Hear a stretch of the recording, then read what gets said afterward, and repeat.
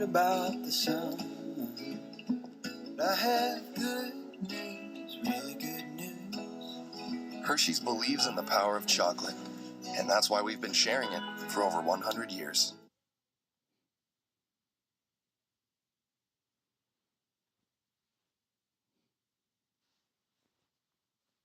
Real estate, always a hot topic in our neck of the woods. Geraldine Santiago, author and realtor, joining us right now. Today we're talking about the angle of maximizing your lot's potential. We'll cover off buyers and sellers, but when it comes to the seller, what are the most important things we need to consider when looking at the lot itself? You have to look at the zoning. Zoning is one of the most important things that you need to look at right now. Your lot size. What's your lot size? You should know your lot size like you would your shoe size or your dress size. 33 by 127, is that your lot size, or is it 110 by 231? You should know that as much as you would know the number of bedrooms and bathrooms in your home. So when you get this down, and especially when it comes to zoning bylaws, you were saying that the first place you want to start is the City of Vancouver website to understand what your options are before even proceeding. That's right. cityofvancouver.ca.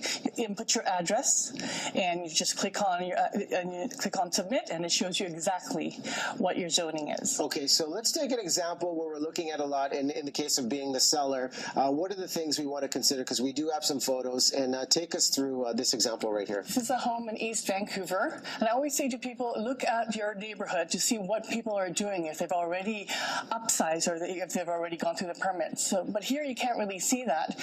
What this is an RT10, and this property allows you to have multiple developments on your lot. You can see that you can have an infill home in the back plus 2 suites on the main house.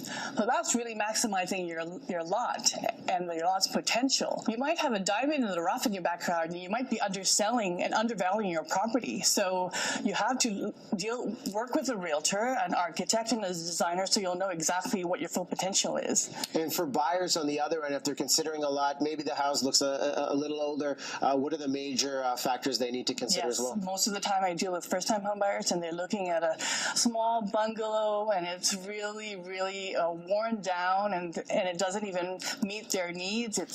And they're asking me, why is this $750,000? But when I explain the zoning capabilities of what it can be, you could actually have an infill house in the back or a laneway home, then they see the potential and they breathe a little easier. So best resources for anybody watching considering getting more information about this, where should they go?